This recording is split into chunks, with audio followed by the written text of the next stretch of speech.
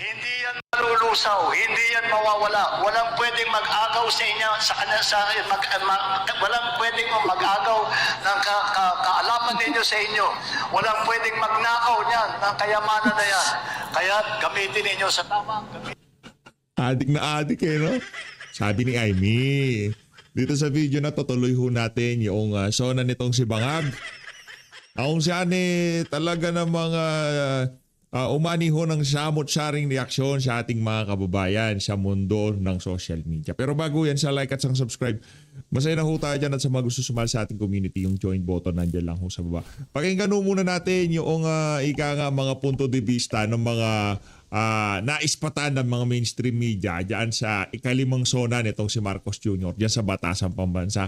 At meron ho tayong napansin dito sa mga video ng mga taga mainstream media. Nakita ho natin itong si Jude Asidre, wala na ho siya sa sa mga sa hanay nitong si Marcos Jr. Kasamahan ho niya ngayon dyan sa House of Representatives yung mga mga makakaliwang grupo. Yung mga Talyanista, di Talyanista, yung mga dilawan, piglawan na mga kasama niya ngayon. Ito mga kababayan, di ba si Jude Asidre yan? Ito. Di ba di si Jude Asidre yan? Tignan niyo ang mga kasama niya, si Ciel Jokno, itong Baliko ang Bibig, di ba? Mga dilawan to eh. Anong nangyari? Dahil ba binanatan netong si Marcos Jr. ang iyong among matakaw sa pera? Panoorin ho natin to. Oh, game. You know? Jude Asidre yan eh. Oh. Atras daw po ng konti para makuha ng kayo lahat. Oh. Ano? Ang tanong, bakit nandiyan si Jude Asidre? Dahil ba ikukulong na yung amo niya? Huwag ka mag-alala, Jude. Kung talagang mahal mo si Martin Romualdez pagka kinulong siya, sumama ka, ha? Ay siya, oh. Si Jude Asidre. Mga dilawan yan.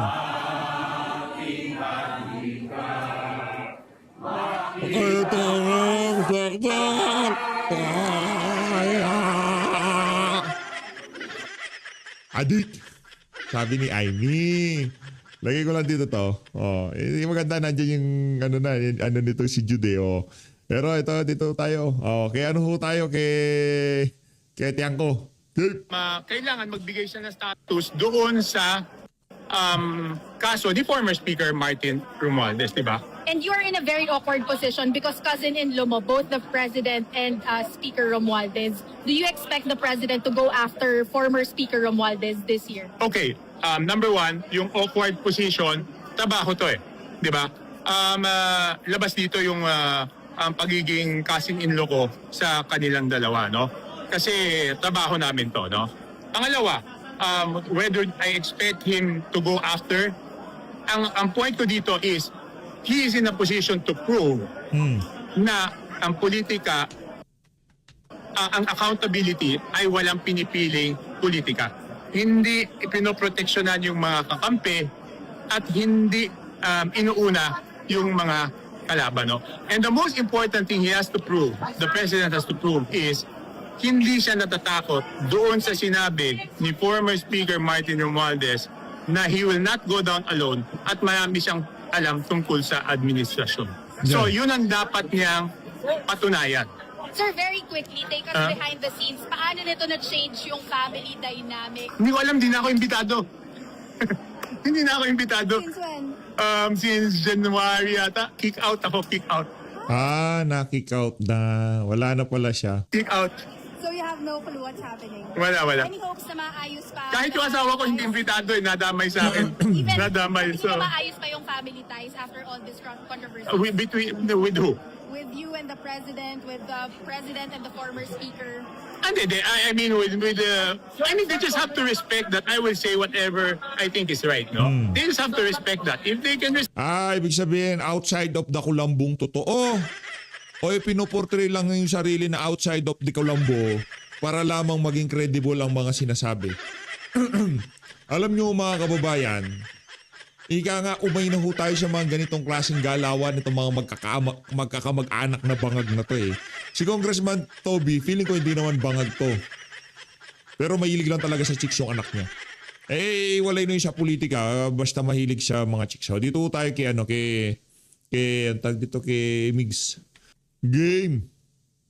Ganda naman yung communications namin ni Minority Leader. So, that's important. Yung important, hindi kami nag-aaway-away. Kaming dalawa. And hopefully, Importante, basta si Ping Lacson, bibirahin siya. Yun importante doon. Diba? because of that, we can move forward with our LEDAC agenda. Since also Wednesday po, we can expect a smooth session. Yes, I think Wednesday we can expect smooth session. I think we'll have no problems. Although, may inaayos pa ako mga gusot, meron pa mga nagtatampo sa isa't isa from the minority majority. Yan ang inaayos ko ngayon. Babalik ko yung ice cream diplomacy. Papakainin ko sila masarap na ice cream sa loob ng labas. Anong sentiments nila, sir? Anong hindi sila nag-aasik? Alam mo, Ruko-ruko talaga tong si Big Subiri. Anong ice cream diplomacy? Pinakulong yung mga kasama nyo dyan. Anong ice cream diplomacy? Si Raulo ka ba? Ikaw, Migs, ha? Anong ice cream diplomacy pinagsasabi nito si Ra? Pinakulong yung mga kasama nyo dyan tapos sa ice cream diplomacy, yung mga taga-minority, pinakulong tapos idadaan mo sa ice cream. naman yung, di ba, change of leadership, nanakit. So, yung inanakit ng mga kasama namin. But I think it will be resolved soon enough. I think I'll use being the chairman of the Committee on Foreign Relations. Magaling daw tayo sa diplomasya. So, I'll hopefully bridge all these things together para we can have smooth passage of legislative agendas that we have for this next few months. Marami po yun. Tigilan mo ako, We're looking ha? at passing about 20 to 25 Tigilan ko measures sa'yo. in the next 3 months. So, while tackling the impeachment. Kaya medyo ang dami namin trabaho this next 3 months. So, importante rin na maganda yung samahan ng senators. Yes. Meron, alam mo, napakalakas sa akin ang samahan naming mga senador. Well, nanggagaling po kami sa iba't ibang kampo. Ako, I consider myself independent. I'm not either Marcos or Duterte, but I can bridge everybody together. So yan ang gusto ko mangyari na sana magsama-sama kami para sa common legislative agenda, para sa ating mga kababayan. Katulad na binanggit ng SP natin kanina, napakarami nating problema, kakulangan sa infrastruktura, taas na pag-akit ng presyo ng bilihin, ng kuryente, siyempre yung issue ng korupsyon, kailangan natin maayos yan lahat. And I think moving forward, that's the way to go. Magkaisa po kami dito, even if we're from opposite ideologies and political sides. Wala nga ayos dyan. Kasi puro mga si Raulo kasama mo, Migs. O ikaw okay ka na. Pero karamihan ng mga kasama mo dyan sa majority, di ko alam kung addict na din, pero karamihan mga si Raulo. Pantagin mo na ba naman na gustuhin mong ikulong yung kasamahan mo dahil gusto niya lamang imbestigahan yung mga maanumalyang flood control? Tama ba yon? Anong ice cream? Anong natuko? Bakit kahit dali mo pa yung paggawa ng ice cream dyan sa Senado, hindi mo mabubola yung mga kasama mo? Ulo ko. But at the end, we're working together para sa ating mga kababayan. Nagsasama-sama po kami, nagkakaisa po kami para sa kapakanan nating mga kababayan. Sir, since Senate weeks, nagdadmahan ng Saan? Since mag-Senate weeks in May, nagdadmahan ng senators yan.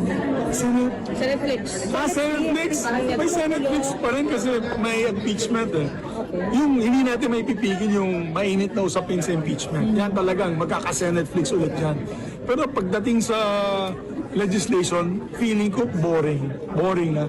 Pagdating ng 4 p.m., baka boring na. So, yan ang gusto ko. As majority leader, gusto ko boring. Trabaho lang. Sir, may mga senator na hindi atan sa SONA. Ano pong reaction? Hindi, katulad ng binanggit ko kanina, karapatan naman nila kung gusto nila mag-attend. Okay lang naman yan. So, doon sa pag-post lang po ni Senator Pia, nung parang spliced video daw ni Congressman Shell. Inaayos ko nga sila lahat. Wala naman ako yun. Thanks. Oo, 20 pounds. From 205 to... Bulahan. O, dito na ho tayo. Naispatan ko lang, di naman talaga kasama yung Elisan Fernando na yan. Wala na ho siya ngayong engagement sa social media. Pag nagpo-post siya, binababoy siya ng mga kababayan natin sa social media. Trapo pala. Pinusturan niya sarili niya para sambayan ng Pilipino. Nung sinampal ng pera, nanahimik na. Di pala kamanggagawa to.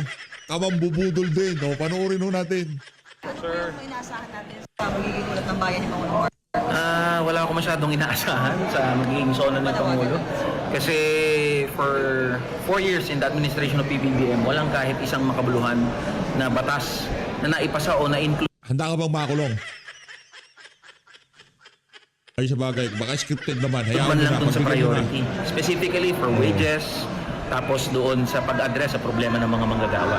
Take note, there are 2 pending bills in the House of Representatives. First is the legislated wage increase to 100 pesos. So nakatenga, hindi umuusad. Second, House Bill number 8081, yung magbubuwag ng provincial rate. Nakatenga rin, 200 Congress. Kalokohan. 200. Kesa pakinggan kita, tingnan ko na lang tong idol ko na si Ma'am Kifi Chu. Buti pa to may prinsipyo to Hindi to nang bubudol Kaya nga what you see is what you get. Respect ako tayo kay Bangag. Gip. Adik. Tulungan ang sektor upang mabawi ang halaga Adik. Sabi ni Aimee, kayo naman Ano ba sabi ni Aimee? Adik siya, di ba? ng pinsala sa hanap buhay na umabot sa 19 na bilyong piso halaga na kabayaran. Ang crop insurance ngayon ay hindi limitado sa mga pananim. Kasama sa saklaw nito ang mga alagang hayop, palaisdaan, mga gamit at pasilidad, pati sasakyan na pang-agrikultura. Meron ding life insurance para sa mismong magsasaka at mangingisda. Papalawigin pa ng Philippine Crop Insurance Corporation at DA ang kaalaman ng mga magsasaka at mangingisda tungkol sa crop insurance. Upang makapagbigay ng kapanatagan sa isipan ng mga benepisyaryo ng agrarian reform, wala tayong tigil sa pamamahagi ng mga titulo sa lupa na ginawad sa kanila. Kaya sa loob ng 4 na taon, lagpas 400,000 titulo na ang suma total ng atin na ipamahagi sa kanila, na may kabuong lawak na mahigit 500,000 hektarya. Tatapusin na natin ang pamamahagi ng mga titulo sa susunod na taon. Marami sa benepisyaryo ang naghintay ng 30 hanggang 60 taon. Ang iba, mapalad na nasaksihan ang paglabas ng kanilang titulo. Sa tagal naman ng panahon, yung iba, apo na ang tumanggap. Gayon din, kahalaga sa kanila ang seguridad na hatid ng kalayaan mula sa pagkalubog sa utang. Kaya asahan ninyo, kukumplituhin na natin ngayong taon ang ginagawa natin pagpapawalang bisa ng mga utang ng ating mga benepisyaryo. Adik. Sa kabila ng mga ito, patuloy pa rin ang suporta ng DAR sa reformang agraryo, tulad ng irigasyon, mga daan, makinarya. Kahit ano sabihin niya, banat lang natin, adik, sigurado nasa, yan, gigil na yung mga talisay sa ibada. Marinig lang nila na tawaging adik itong si Marcos Jr. Nasasaktan ho talaga sila Kaya wag mo nang isa-isahin yung mga kabuktutan na nangyari sa administrasyon na to. Kung gusto mong galitan yung mga Talyanista yan sa Imada, tawagin mo lang adik yan si Marcos Jr. Sabi kasi ni Aimee, adik daw ang kapatid niya. Adik, base kay Aimee. Gaano katotoo? Abay, ang kapatid niya yan, malay ko ba, di ba? O subscribe mo kayo.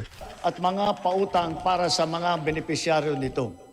Kaya sinasabi ko, Secretary Conrad, huwag mong munang isipin na pwede ka na mag-retire. Marami ka pang trabaho na gagawin sa DAR. Kamutulo tong si Boy Bad trip. Tamay na naman ako dito sa kabalbalan nitong adik na to. Sabi ni Aimee. Ang mga nagdaang buwan ay nagpaalala sa atin na kailangan natin paramihin ang pinagkukunan natin ng kuryente. Ito ay isang tanda ng pagiging matatag na bansa. Kaya't kasalukuyan nating binabantayan at tinututukan ang 200 proyekto na matatapos hanggang sa dulo ng administrasyong ito. Ang kabuuang kapasidad ng mga ito ay halos 10,000 megawatt. 45 sa mga ito ay natapos na at 31 ay matatapos ngayong taon. At ang 124 naman ay inaasahang matatapos hanggang sa 2028. Dagdag pa rito, ang mahigit 1,700 megawatt na hatid ng mga proyekto para sa energy storage system na may kakayahang mag-imbak ng kuryente. Karagdagan seguridad ito sa 2028 para sa halos 30 milyong kabahayan at mga industriya sa bansa. Ang mga proyektong ito ay napabilis ng dahil sa mga bagong patakaran at proseso na nagpapadali ng pagnegosyo dito sa ating bansa para sa mga Pilipino at dayuhang negosyante. Ngunit siyempre, mas pinapaghalagahan natin ang mga teknolohiya na hindi umaasa sa inaangkat na krudo na pinapaandar ng mga likas na yaman ng ating bansa tulad ng renewable at indigenous. Bukod sa ilang mga plantang pinapatakbo ng krudo, nakapagdagdag tayo ng mahigit 60 plantang pinapatakbo naman ng geothermal, solar, hydro at wind at saka ng biomass. Because of the extension as well of the Malampaya service contract until 2039, drilling operations once again resume for the first time in 8 years. What we have uncovered is truly a national treasure. An untapped reserve of 222 billion cubic feet of natural gas, which bodes well for the continuous production of our premier gas field until 2034. To put it in context, 222 billion cubic feet of natural gas is sufficient to power 1.6 million households for the next 8 years until 2034. Inspired by this development, we have already awarded a total of 14 petroleum service contracts in Luzon, Visayas, and Mindanao. By far, this is the highest number of such contracts ever to be awarded during a single term of any president in our history.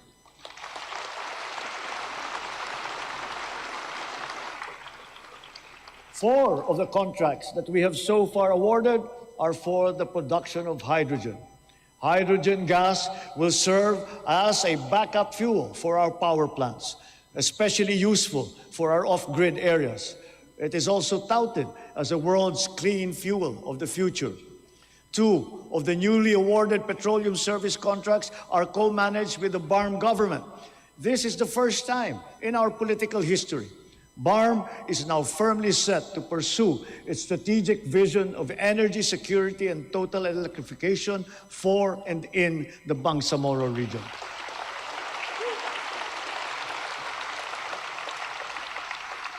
Sa kabila ng mga nailatag para sa ating seguridad sa Balita ko marami daw nag-aantay doon sa anti-zona eh.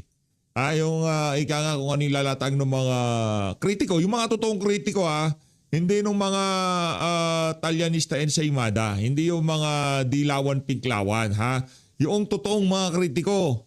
Yung mga kritiko na dapat sana hindi sila ang pinapakulong, sila yung kinukulong dahil nagbubulgar ng kalokohan dito sa administrasyon na to. Yun ang inaabangan bukas. Ano ho ang ika nga ilalatag nitong mga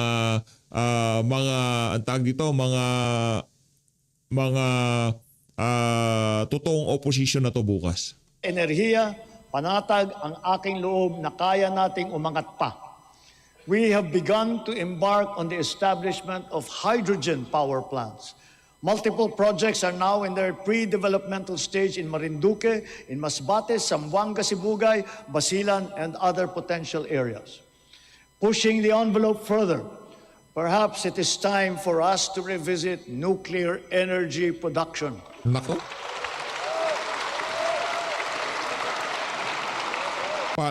Nagpapalakpakan, anak ng toka, para may ka na naman dun sa mga kamag-anak nilang maaapektuhan sa pagbaba ng presyo ng kuryente. Ano mangyayari sa Meralco? Ano mangyayari kay RSA? Ano mangyayari dun sa mga kaibigan yung nakikinabang sa mataas na presyo ng kuryente ngayong mga panahon na para namang anong toka, maglalabas ng bilyong pera yan na lobby money para mapigilan yung nuclear power na yan. Mga luko-luko itong mga congressman na ito. Papalakpakan. Binubola na naman nila sambayan ng Pilipino. Paulo.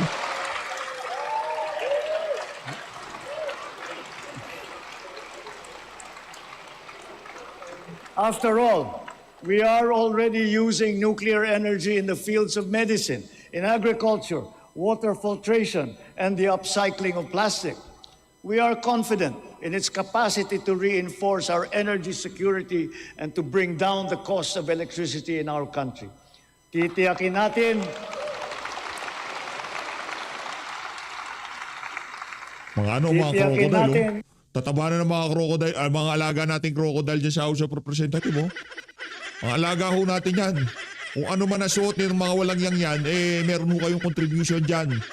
Kaya kailangan nyo hong maging proud. Kung isa si mga congressman nyo dyan sa nakikita nyo na yan, may contribution ho kayo sa mga walang yang yan. Ito ay ligtas. Titiyakin din natin may papaliwanag na mabuti sa publiko ang magandang dulot sa atin ng enerhiyang nuklear. Yan, yung sinasabi ko eh.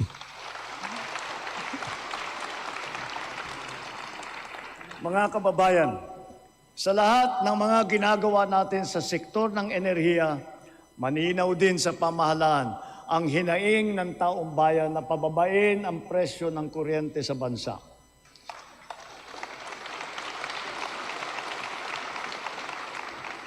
Unang-una, upang maging simple, madali at abot kaya ang pagpapakabit ng solar panel at battery storage system sa kanilang mga bahay, hinihiling ko ang tulong ng Kongreso na maipasa na ang Sariling Kuryente Act.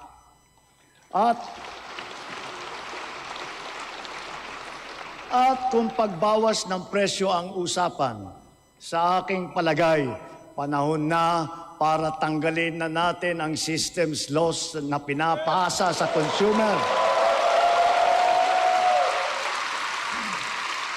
Tagal ng panawagan ni Senator Rodante Marcoleta yan.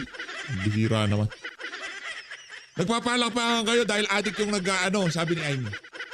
Bumaba na yan, pero nung si Senator Rodante Marcoleta, hindi man lamang kayo umiimik. Nagkasya bakit yung systems loss, mga consumer nagbabayad, gayong itong mga kumpanya na to, alam naman nila na merong risk. Merong mga ganyang klaseng bagay, pero pinasok pa rin nila yung negosyo na to. Dapat yung systems loss, sila nagbabayad, hindi mga consumer. Nung si Rodante Marcoleta nagsasalita, tamimi kayo. Dahil ngayong yung adik ang nagsasalita, palakpakan kayo. Palakpakan natin. Yung dalawang sintong tulpo brothers, ayan o. Bihira o. Ayan. Narinig ka bangag, sabi. Pero sumigaw ng bangag. Gulahan to daw kay... Ba't tumayo si Migs? Sip-sip to the max talaga. Tayo!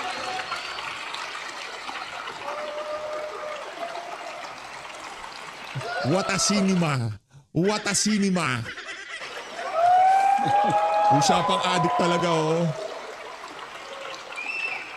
Aray ko.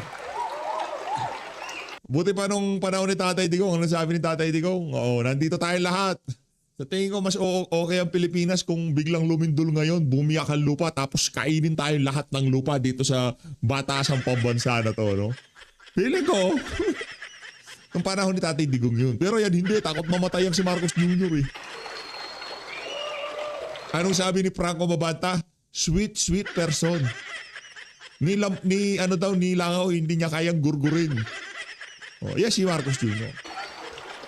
Pinapasa ito sa consumer at kinakarga sa bill na pinapatungan pa ng value-added tax. Hindi naman kasalanan ng consumer kung bakit nagkaroon ng systems loss. Aray ko.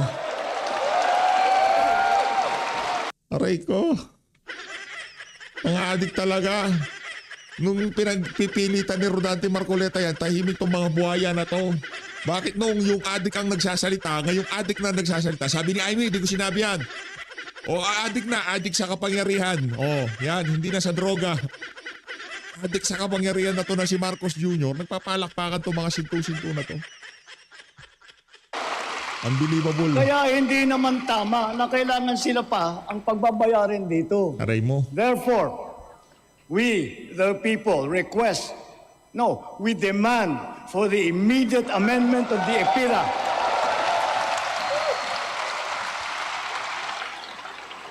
Matagal na gusto repasuin yan na Rodante Marcoleta bago mo pa sinabi. Adik! And to prohibit charging systems laws against consumers, including the value-added tax thereon. Lang yung adik na to.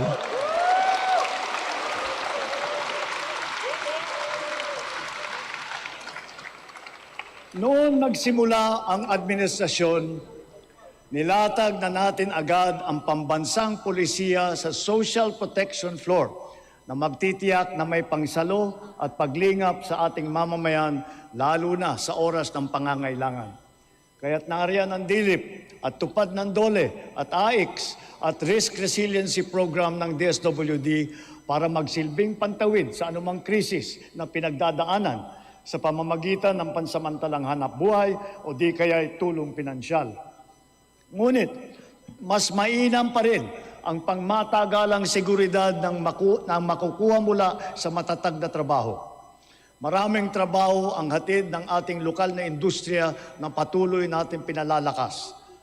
Kasabay ng seguridad na dala ng matatag na trabaho ang SSS, GSIS at Pag-ibig Fund, nagsisilbing proteksyon para sa mga manggagawang Pilipino. Katuwang ang mga ahensyang ito, nakakaipon ang manggagawang Pinoy para sa kanyang pagtanda at sa pagretiro. Nakakatulong din ito sa panahon ng kagipitan, kalamidad o krisis sa buhay. Bukod pa riyan, daan ito upang makapagpundar para sa sariling buhay tulad ng mga abot-kayang pabahay sa ilalim ng ating 4PH program.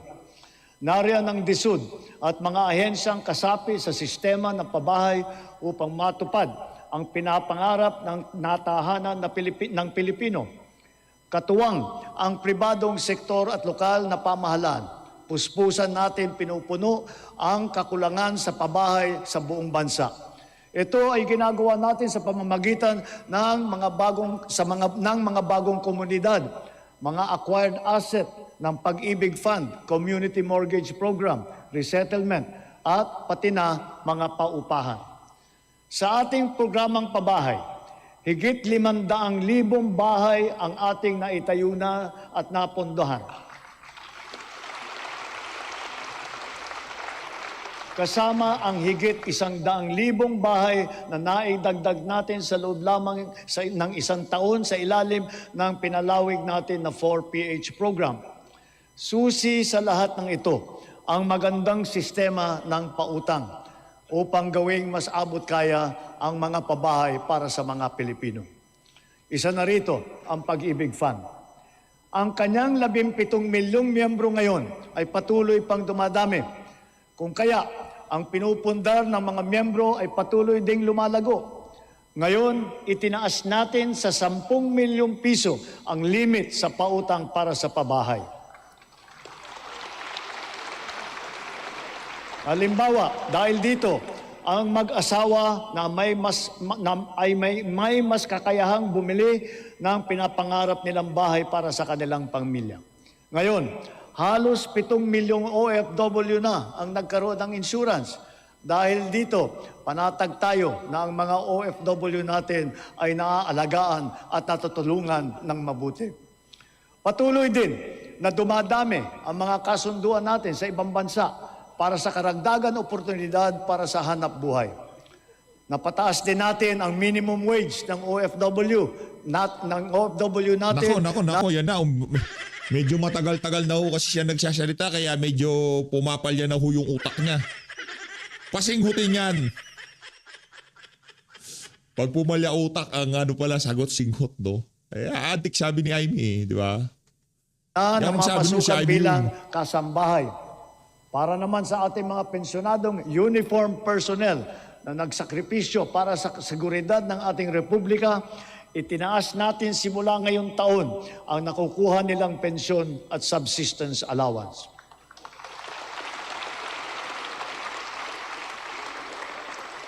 Bilang dagdag tulong naman sa mga pensyonado ng SSS, pinaaga natin ang 10% pagtaas ng kanilang pensyon simula Hunyo na dapat sana ay nakatakda pa sa Setyembre.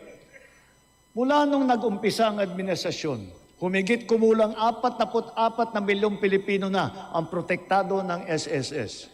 Mahigit 80,000 sa kanila ay mga tsuper, mga tindero, tendera, gig worker, mga job order at contract of service at iba pang mga nasa informal na sektor.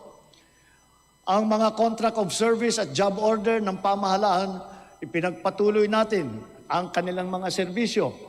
Naglaan pa tayo ng karagdagang sahod para sa kanilang paghulog sa SSS, Pag-ibig at PhilHealth bukod sa iba pang mga benepisyo. Misyon natin na mas marami pang Pilipino ang makakasapi sa SSS, lalo na ang informal na sektor at mga self-employed na tulad nila. Kaya nananawagan ako sa buong sambayanan. Huwag natin ipagwalang bahala ang seguridad na handog ng SSS, pati na ang Pag-ibig Fund. Tiyakin po natin na ang wasto at buwanang paghulog para sa mga ikabubuti ng ating mga kinabukasan. Maganda ring balita na dumadami sa ating mga kababayan ang kumukuha ng insurance at pre-need mula sa pribadong sektor. Mainam din itong pagpundar para sa kinabukasan. Ito ay para sa lahat ng Pilipino. Ginawa rin itong mas abot kaya dahil sa mga micro-insurance plan. Ngayon na nasa merkado, ito yung mga rehistrado at lehitimo. At mas maganda rin ang balita sa ating kabataan. Sa kanilang murang edad ay nagbubukas na ng mga account sa bangko o kaya sa digital payment app. Hikayatin at turuan natin silang mag-impok at magpundar para sa kanilang kinabukasan.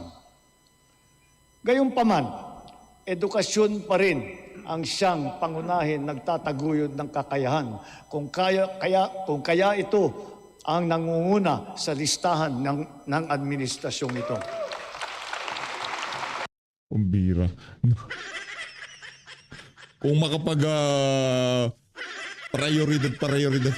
Naknantoka, mga program appropriation, mga ghost project, flood control, kickback, maleta, yun ang prioridad ng administrasyon ni Adik, sabi ni Aimee. Sinisimulan natin ito mula sa pagkamusmus at ito'y dapat tuloy-tuloy at hindi tumitigil.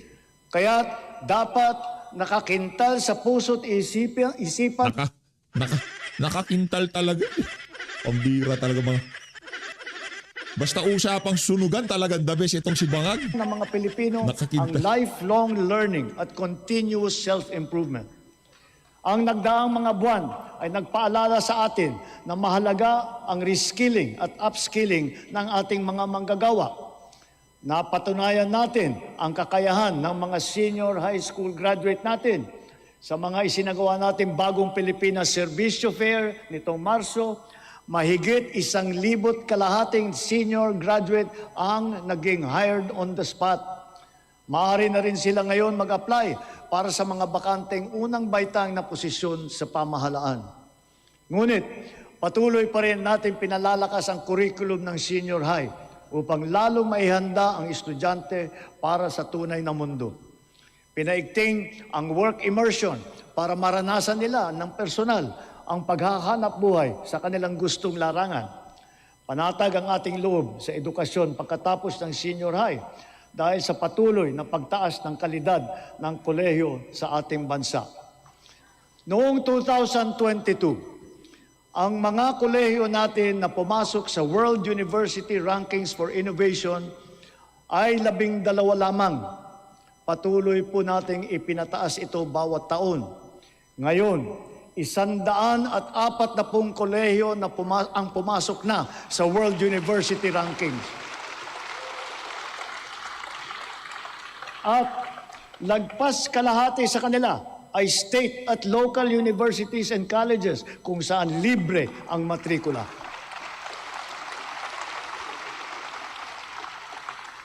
Para mahikayat ang kabataan na magtapos ng kolehiyo, ang tanggapan ng Pangulo ay naglaan ng 100,000 piso para sa 5 estudyante sa bawat barangay sa buong bansa.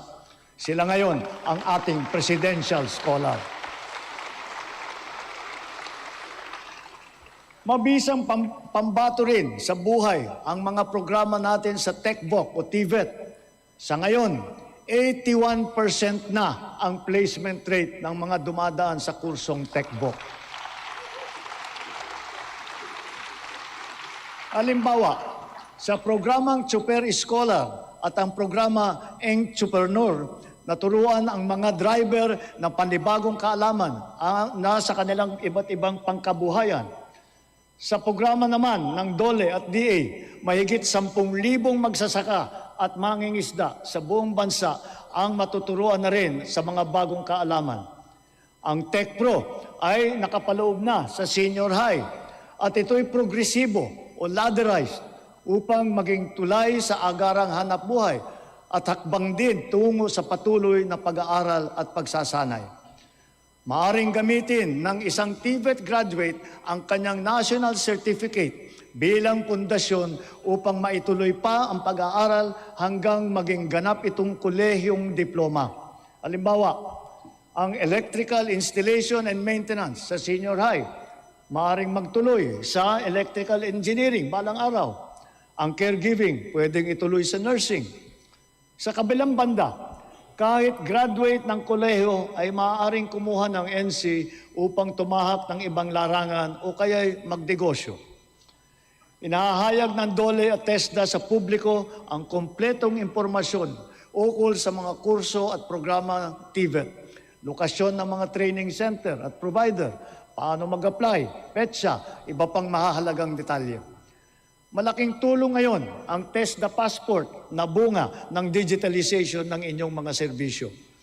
In line with our digital transformation drive, our DICT continues to train our tech-savvy citizenry in high-impact tech skills to help them stay competitive in this ever-evolving field. AI is here to stay, and so we adopt it to harness its potential to enhance critical sectors, from our educational system to our industries.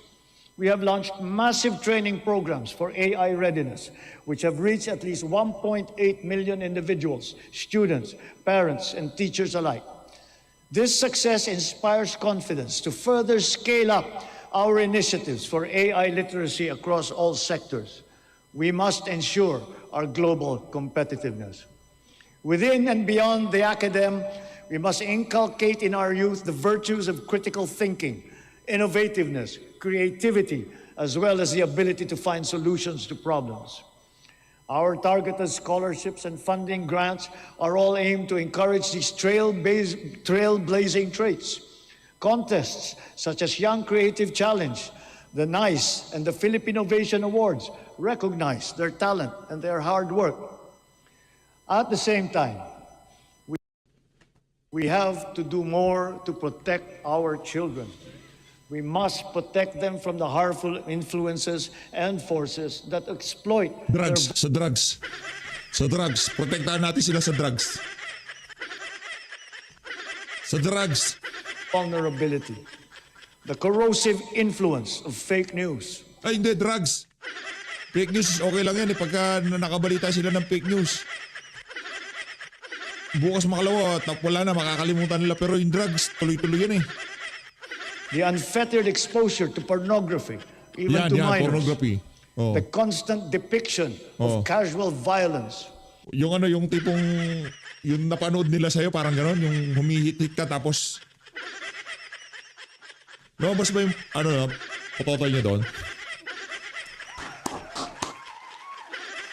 Para doon sa mga artista, yung mga artist, mga adult artists, di ba? Ay, sa bagay, siya hindi naman artist, talagang kumalat lang yung video. Hindi umano, video ha, hindi ko alam. Naalala niyo pa ba si Mr. Tubig? And the toxicity and hate culture pervasive in social media. Ano drugs na talaga, Brad? Okay na ako drugs. O wala lang yung drugs, okay na. These pernicious influences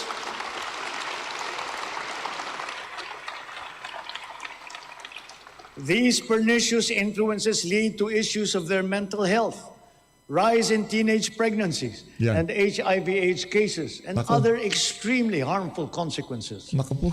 We must all assume a community responsibility for our young people's protection.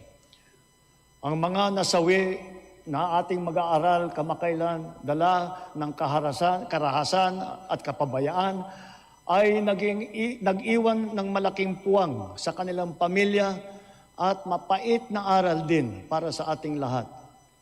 Sa mga magulang at kaanak, ng mga nasawit at nasaktan dahil sa nangyaring karahasan sa mga Wala, kalokohan ho itong ano na to, itong zona na to.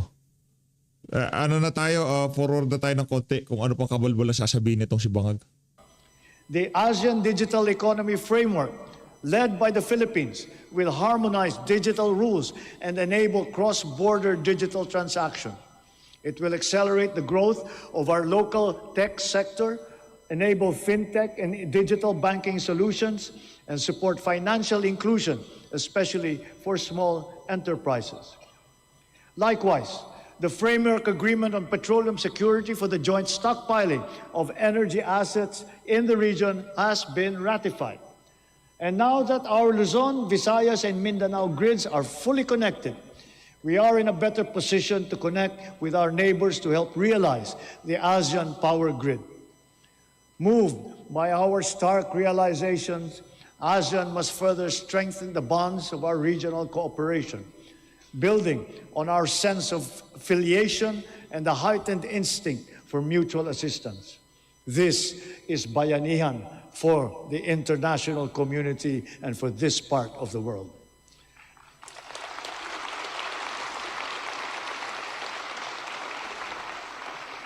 And more significantly, we in ASEAN, joined by the entirety of Filipinos who by nature are peace-loving, re-echo our unified appeal for an end to violent conflict.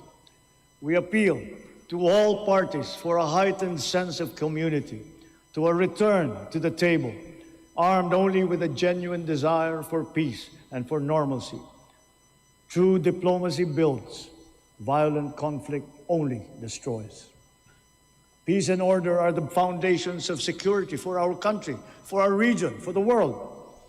A long but worthwhile 15 years since its signing, we are now ready to formalize a historic completion of the government's peace pact with the CBA-CPLA. And in accordance with the Republic Act number 12317, the BARM electorate is now poised to partake in BARM's first regular parliamentary election.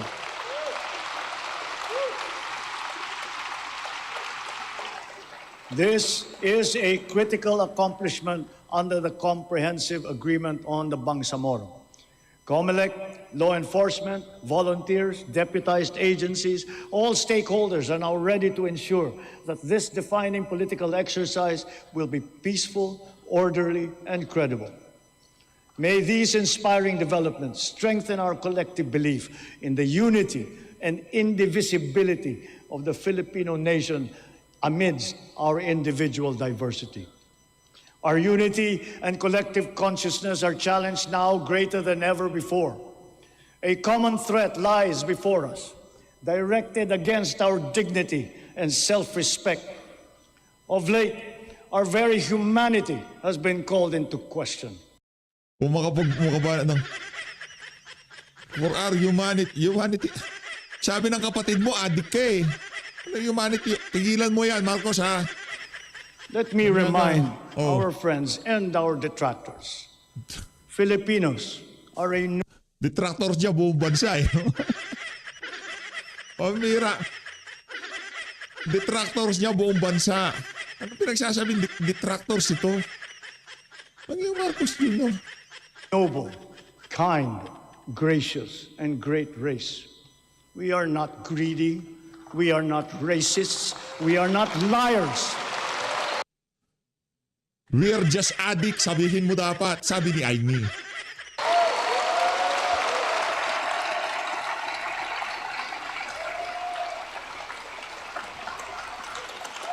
Pagkasabi doon, biglang itinapat kay Tarielo yung camera eh, no? Para saan?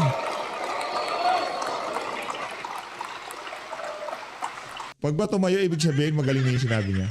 Ah, si Tariela. Nandun para si Tariela. Palakpakan natin.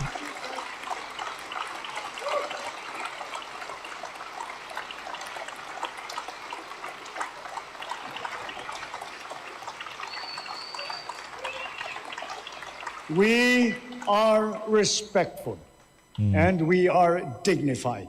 We are Filipinos and we do not yield. We do not. Bangag. Lakas na naman siguro ng tama nitong si Marcos Jr. Ano, we do not chill pinagsasabi nito. O saan ka nag-yield? Sa kaadikan mo, sabi ni Amy.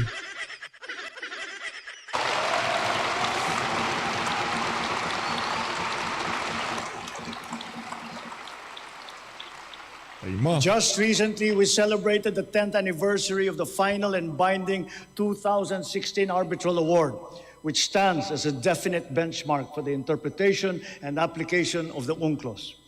This is not a claim that we advance alone, nor is it one that we will abandon.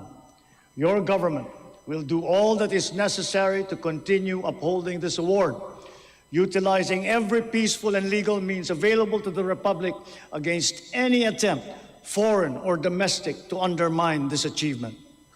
We give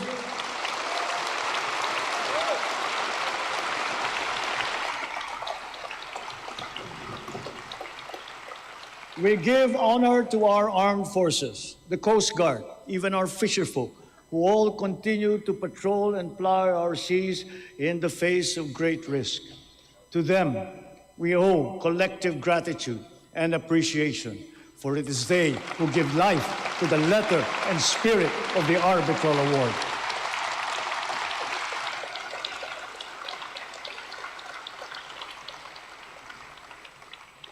Mga kapwa kong Pilipino, sa ganitong mga banta sa ating seguridad, Akala ko ba magkakaroon tayo ng reset na reset na pag-uusap sa mga China. Eh wala akong nakikitang reset dito. Business as usual to. sa loob at sa labas ng bansa, tayo'y tumindig ng taas noo at magkapit-bisig. Aray ko. Dahil tayo man ay magkakaiba sa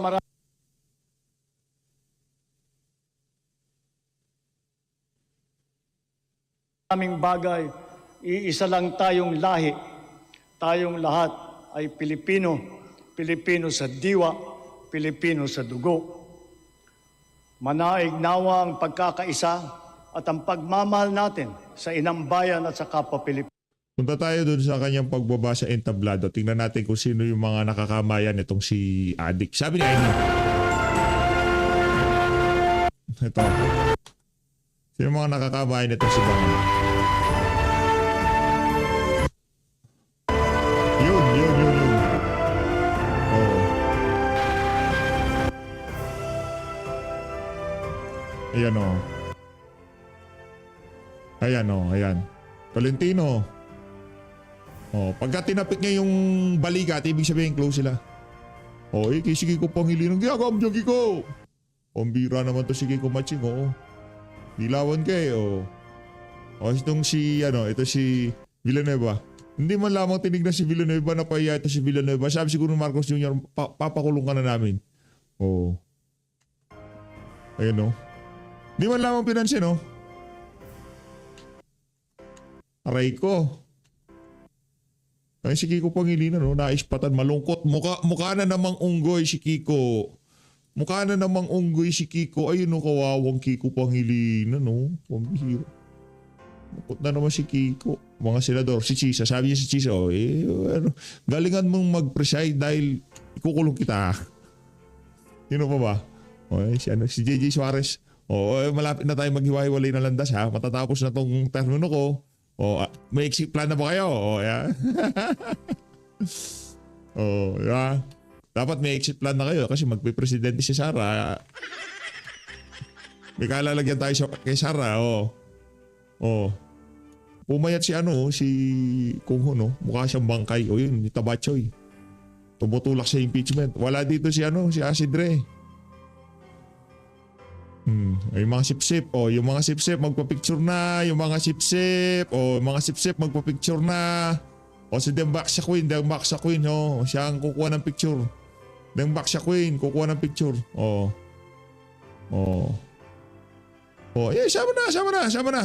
Sama na para kung sakaling may atraso, sama-sama na kayo. Damay-damay na sila, no? Si isang larawan, matangkad tong isa na to, Parang kapre, tangkad. Nasa taas lang. Oh. Si Sandro na, si Sandro. Tingnan natin. Naku! Sabay punas niya niyan, di ba? Pinunasan niya nung bineso niya ng daddy niya noon. Oh. Oh.